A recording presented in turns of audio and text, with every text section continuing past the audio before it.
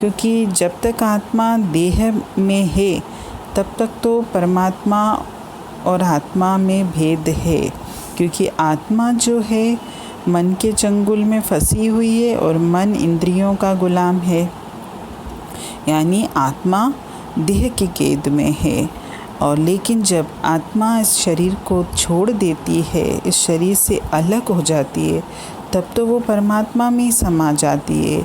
और इसमें बूंद और समुद्र का जो उदाहरण दिया था कि अगर आप बूंद को अलग रखोगे, समुद्र को अलग रखोगे, तो दोनों में आपको अंतर नज़र आएगा। लेकिन जब बूंद समुद्र में समा जाती है, उसमें मिल जाती है, तो उन दोनों में कोई भी फ़र्क नहीं रहता। वो भी बूंद भी समुद्र का ही रूप बन जाती है। इसी तरह जब जिस पल जिस क्षण हमारी आत्मा हमारे शरीर से अलग हो जाती है, तो हमारी हस्ती ख़त्म हो जाती है, यानी इस शरीर की हस्ती ख़त्म हो जाती है। शरीर जो 5 तत्वों से मिलकर बना है, आत्मा ही है जो उसको जीवन देती है और इन तत्वों को जोड़ कर रखती है। जब आत्मा सिमट कर इस शरीर को छोड़ देती है तो 5 तत्व यहीं के यहीं रहते हैं, पर हमारा अस्तित्व ख़त्म हो जाता है, हमारी हस्ती मिट जाती है। इसलिए आत्मा ही हमको जीवन देती है और ये आत्मा परमात्मा रूपी समुद्र की ही बूंद है। और हर आत्मा में परमात्मा बनने की काबिलियत है, क्योंकि आत्मा परमात्मा का अंश है। और एक बूंद, एक कतरा चाहे तो वो समुद्र बन सकता है।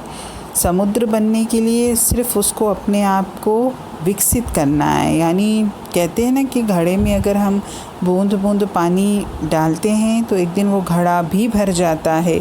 इसी तरह अगर आत्मा ने अपने आप को विकसित किया, आत्मा ने अगर अपनी उन्नति करी, तो धीरे धीरे आत्मा भी परमात्मा ही बन जाएगी।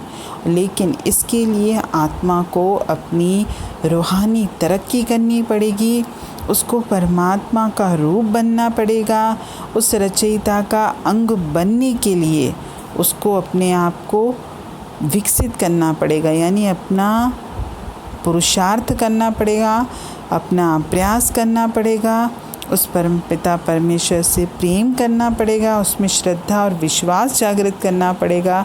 जैसे जैसे आत्मा उसकी तरफ बढ़ती है वैसे वैसे उसका विकास होता है, क्योंकि जैसे जैसे हमारा जुड़ाव संसार से होता है हम नीचे की तरफ जाते हैं, लेकिन जैसे जैसे हमारा जुड़ाव परमात्मा की तरफ होता है हम ऊपर की तरफ जाते हैं। तो आत्मा में पूरी शक्ति है कि वो परमात्मा बन जाए।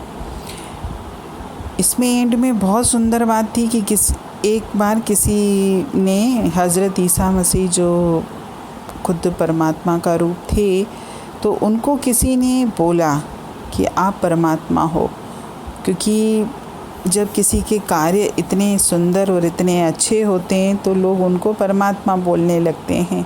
तो हज़रत ईसा मसीह को किसी ने कहा ये, तो उन्होंने कहा कि आप मुझे परमात्मा क्यों कहते हो, क्योंकि परमात्मा तो आप सब भी हो। क्योंकि जैसे मेरे अंतर में परमात्मा का अंश है, आपके अंतर में भी उसी परमपिता परमेश्वर का अंश है। इसलिए हर आत्मा में परमात्मा बनने की काबिलियत है और हर आत्मा परमात्मा बनने में समर्थ है।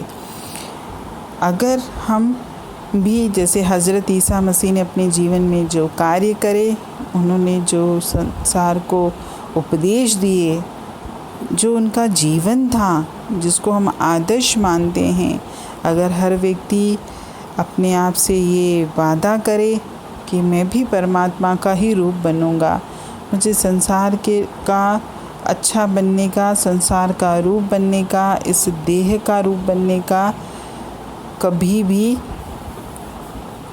मन नहीं बनाना चाहिए। हम लोग करते क्या हैं, संसार की दृष्टि में अच्छा बनने की कोशिश करते हैं कि संसार मुझे अच्छा माने, मुझे बड़ा माने, मुझे ऊंचा माने। लेकिन अगर हम आत्मा की दृष्टि से ऊंचा बनना चाहते हैं तो उसकी पढ़ाई अलग है। आत्मा जब तक परमात्मा से प्रेम नहीं करेगी तब तक आत्मा का विकास नहीं होगा। अगर हम संसार से प्रेम करते हैं, संसार के पदार्थों से प्रेम करते हैं, संसार के रिश्तों से प्रेम करते हैं, तो हम देह बन सकते हैं, हम परमात्मा नहीं बन सकते। क्योंकि देह को तो संसार चाहिए, देह संसार के बिना चल ही नहीं सकता। और ये संसार परमात्मा ने बनाया भी देह के लिए है।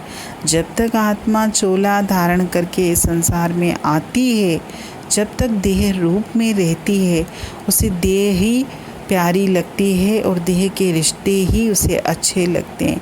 लेकिन जब आत्मा शरीर को छोड़कर अलग हो जाती है तो वो परमात्मा का रूप बन जाती है।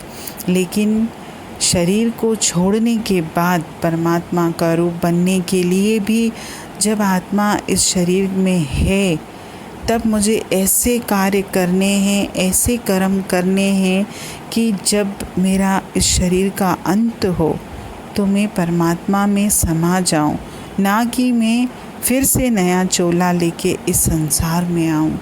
हरि ओम।